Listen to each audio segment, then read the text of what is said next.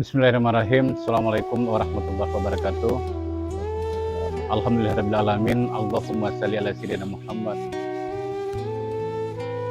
Alhamdulillah, pada kesempatan kali ini kita masih diberikan waktu dan kesempatan dalam rangka menyaksikan atau kegiatan klinik Ramadan di tahun 1443 Hijriah 2022 Masehi, bekerja sama dengan UGI Channel dan Humas Kementerian Agama Kabupaten Kepulauan Selayar.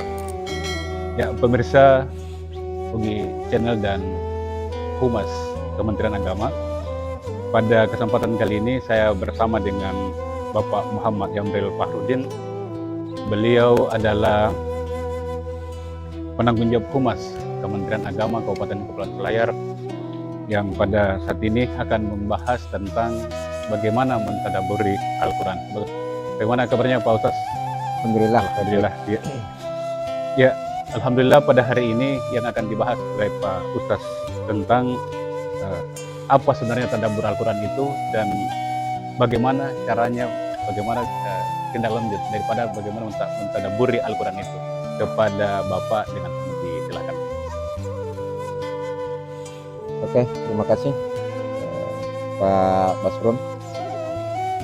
Assalamualaikum warahmatullahi wabarakatuh. Waalaikumsalam warahmatullahi wabarakatuh. Alhamdulillahirabbil alamin. Nahmaduhu wa nasta'inuhu wa nastahdi.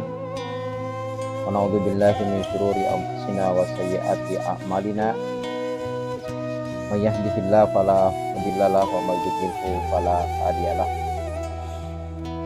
Bapak dan Ibu pemirsa yang dirahmati oleh Allah Subhanahu wa taala.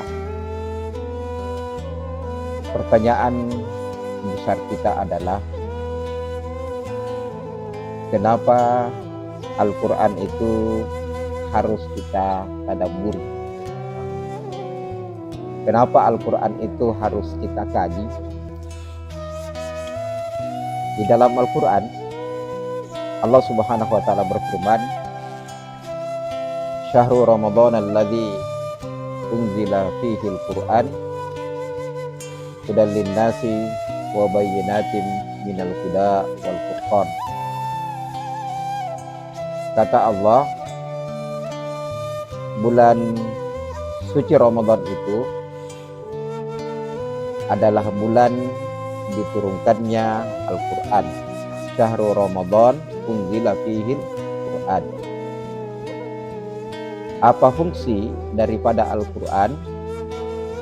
Allah Subhanahu wa ta'ala lanjutkan ayatnya, hudan linnasi wa bayyinatin minal huda wal furqan. Quran itu adalah hudan. Apa yang dimaksud dengan hudan? Ketika kita naik sebuah perahu dan kita sudah berada di pinggir pantai,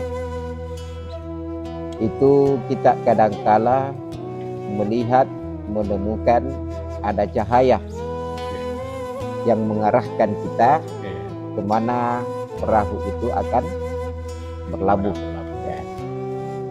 Nah, itu yang disebut dengan hudan.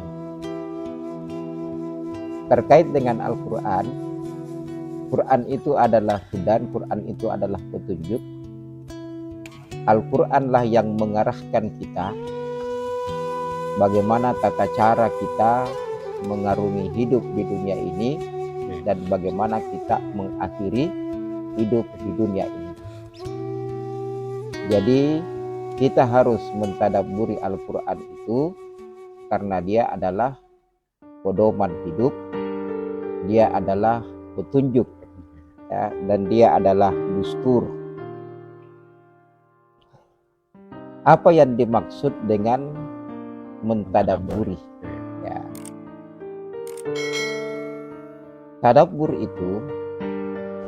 itu berasal dari kata tadabbar atau aslul maddah. Aslul maddah itu kira-kira adalah akar kata. Ya, akar kata daripada tadabbur itu adalah da roh. Ketika kita menulis roh, itu kita kadang-kala membaca dubur. Apa itu dubur? Nah, Nabi Shallallahu Alaihi Wasallam pernah bersabda,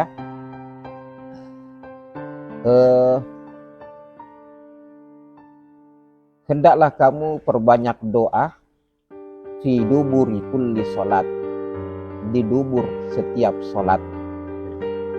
Yang dimaksud dengan dubur itu adalah di penghujung atau di akhir setiap sholat. Ya, itu asal katanya. Nah, sedangkan makna tadabbur itu adalah mengkaji, menelusuri, dan menelaah. Ya, mengkaji, menelusuri, dan menelaah. Apa kaitannya antara asal kata tadabbur itu ya dengan maknanya atau artinya secara istilahi? Nah, jadi tadabbur itu adalah kita membaca sesuatu ya, kemudian di akhir dari bacaan itu kita berupaya untuk mengambil kesimpulan. Itu yang dimaksud dengan tadabbur ya. Jadi tadabbur itu sekali lagi dia adalah menelaah, mentadabburi, mengkaji, dan mengambil hikmah ya, mengambil hikmah dan pelajaran di akhir dari setiap bacaan kita. Hasan Al-Bisri mengatakan bahwa di antara tata cara untuk mentadabburi sesuatu itu adalah dengan jalan membacanya ya, dengan jalan membaca. Setelah itu adalah dengan jalan memahami. Jadi membaca, memahami. Ya, setelah itu kita berupaya untuk mengamalkan. Itu yang dimaksud dengan mentadabburi Al-Quran. Ya.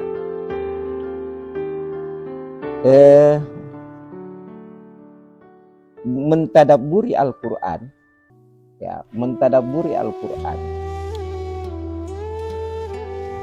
memiliki berbagai macam keutamaan. Ya, di antaranya kata Nabi Shallallahu Alaihi Wasallam, "Man ijtama'a qaumun fi baitin min buyutillah illa khaffathumul malaika wa nazalat alaihimus sakinah wa ghasyathumur rahmah." Kata Nabi Shallallahu Alaihi Wasallam, tidaklah berkumpul satu kaum, ya, tidaklah berkumpul satu jemaah di tempat itu dia mengkaji, mempelajari dan mentadabburi Al-Quran, kecuali kata Nabi, illa khaffathumul malaikah, keberadaan mereka di tempat itu diliputi oleh malaikat. Yang kedua, wa nazalat alaihimus sakinah, turun kepadanya ketenangan, kebahagiaan.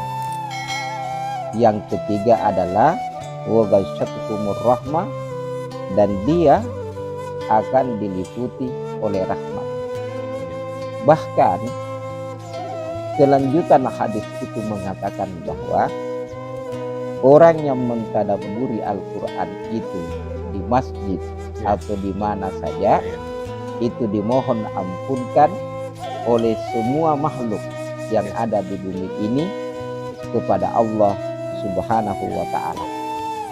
Itu keutamaan daripada, keutamaan daripada orang yang mentadabburi dan mengkaji Al-Quran. Mari kita lihat ayat di dalam Al-Quran yang terkait dengan mentadabbur. Ya, kenapa Al-Quran itu perlu untuk kita tadabbur? Apa faedahnya? Di dalam Al-Quran Allah Subhanahu wa Ta'ala berfirman, Kitabun anzalnahu ilaika mubarakun liyadabbaru ayatihi waliyatadzakkara ulul albab. Kata Allah, wahai Muhammad, kitab Al-Quran ini yang saya turunkan kepadamu itu penuh berkah. Pak Basrum tahu apa itu berkah? Nah, berkah itu kolam. Kolam itu bahasa Arabnya adalah birkah. Nah, kenapa kolam disebut birkah? Karena dia menampung air yang banyak. Quran itu disebut dengan mubarakun karena dia menampung banyak kebaikan. Ya, jadi Quran itu dikatakan Quran yang penuh berkah karena dia menampung banyak kebaikan. Apa di antara bukti bahwa Quran itu menampung banyak kebaikan? Kota Mekah dulu, ya, itu adalah kota yang tidak dipandang oleh masyarakat sekitarnya. Itu kota Mekah. Tetapi karena di Mekah itu diturunkan Al-Quran, sekarang apa yang terjadi?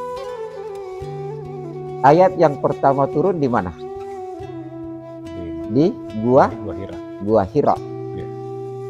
Gua Hira itu adalah sebuah gua yang sangat tinggi. Sekarang ini hampir dikata 24 jam pengunjungnya Gua Hira itu tidak pernah sepi. Ya, kenapa tidak pernah sepi? Karena di Gua Hira itulah diturunkan Al-Quran. Ya, jadi jangankan orang yang menghafalkan Quran akan mendapatkan kebaikan yang banyak, tempatnya saja Al-Quran turun itu sudah memperoleh kebaikan yang sangat banyak. Ya. Jadi itulah mungkin salah satunya Ustaz, kita dianjurkan untuk sering-sering membaca Al-Quran di rumah, di mana saja, supaya kebaikan itu semakin banyak dan bermanfaat buat orang lain. Jadi orang yang membaca Al-Quran itu, ya, di samping dia akan memperoleh petunjuk, dia juga akan memperoleh berkah yang tidak dia pernah bayangkan. Salah satu pengertian daripada berkah itu adalah seseorang mendapatkan kebaikan yang dia tidak pernah sangka-sangka sebelumnya. Ya, jadi kitabun anzalnahu ilaika mubarakun. Tetapi kapan Quran itu bisa memberikan berkah? Nah, itu yang dikatakan oleh sambungan ayat. Liyadabbaru ayatihi. Hendaknya kita ini mentadabburi, ya, mentadabburi ayat-ayatnya. Ya, jadi mentadabburi ayat-ayatnya. Nanti orang mentadabburi ayat Quran itu baru bisa memperoleh berkahnya Quran. Kenapa kita selama ini membaca Al-Quran seakan-akan kita tidak memperoleh manfaat? Ya. Kenapa kita selama ini membaca Al-Quran tetapi tidak merubah karakter kita? Itu kesalahannya adalah karena kita sekedar membaca dan tidak mentadabbur. Nah, ulama kita mengatakan bahwa yang dimaksud atau ciri-ciri orang yang mentadabburi adalah ketika dia membaca ayat Al-Quran itu, Ya. ketika dia membaca ayat Al-Quran itu, dia langsung memahami apa yang dia baca. Ya, itu yang dimaksud dengan mentadabburi. Ya, ketika dia membaca Al-Quran, dia langsung memahami dan mengerti apa yang dia baca. Ya. Kemudian termasuk dalam kategori mentadabburi itu juga adalah ketika ayat Al-Quran itu mempunyai pengaruh kepada hati kita. Ya, jadi selain bacaan Quran itu, dengan mentadabburinya, pola pikir kita akan berubah, juga dia akan merubah karakter kita dan hati kita. Ya. Nah, kata Allah selanjutnya, waliyatadzakkara ulul albab, dan agar supaya bisa mendapatkan peringatan dan pelajaran bagi ulul albab. Kenapa Allah meneruskan dan menyambung ayatnya dengan liyatadzakkara ulul albab? Ingin menunjukkan kepada kita bahwa orang itu kalau ingin memperoleh berkahnya Quran, dia harus mentadabburi Al-Quran, dan tidak bisa mentadabburi Al-Quran itu kecuali orang-orang yang memiliki akal. Bisa dipahami sampai di situ ya. Kira-kira ini pembahasan sementara. Kalau ada hal yang kita kembangkan, kita kembangkan. Tapi kan ada kebiasaan yang kita alami saat ini, proses itu kan itu yang seperti dibahasakan tadi, dia hanya membaca. Untuk memahami itu ataupun mendapatkan syafaat daripada Al-Quran itu belum bisa mendapatkan ataupun belum dirasakan secara langsung. Jadi mungkin ada tahap-tahapannya. Jadi ada memang orang yang membaca Al-Quran itu, membacanya saja sudah mendapatkan pahala. Ya, bahkan kata Nabi, setiap huruf itu 10 pahala. Itu satu huruf. Ya. Tetapi ada hal yang perlu untuk kita sadari bersama, bahwa Quran itu Quran itu selain daripada Quran dalam arti bacaan, dia juga adalah hudan. Dia juga adalah zikrun. Quran itu adalah petunjuk, Quran itu adalah peringatan. Orang itu tidak bisa mendapatkan dan memperoleh hudan dari Al-Quran kalau dia tidak mempelajarinya, tidak mengkajinya, tidak mentadabburinya. Makanya kita lihat dewasa ini banyak orang yang membaca Al-Quran tetapi tidak merubah pikirannya, tidak merubah karakternya. Nah, itu diantaranya karena disebabkan mereka sekedar membaca dan tidak mentadabburi Al-Quran. Sahabat dulu menjadi generasi yang terbaik yang tidak tertandingi sampai akhir zaman.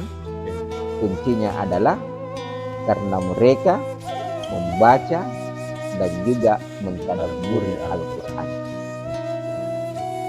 Di samping itu juga mungkin selain dibaca, ditadabbur, dan juga mungkin perlu disampaikan kepada orang lain. Jadi di dalam Quran disebutkan, alladzina atainahumul kitaba yatlunahu haqqa tilawat. Orang yang kami berikan Alkitab itu, mereka membacanya, yatlu, haqqa tilawat, dengan sebenar bacaan, yatlu, bacaan. Yang dimaksud dengan tilawah itu, secara bahasa dia mengikuti. Jadi orang yang diberikan Al-Quran oleh Allah hendaknya setelah dia membaca diikuti dengan mentadabburi. Setelah itu diikuti dengan mengamalkan. Setelah itu diikuti dengan menyampaikan. Saya kira demikian bincang-bincang kita pada kesempatan ini. Tidak, kami berterima kasih Pak Ustaz atas kesempatan dan ilmu yang kalian sampaikan pada kesempatan kali ini. Ya, baik pemirsa Ubi Channel dan Humas Kemenag Kabupaten Kepulauan Selayar.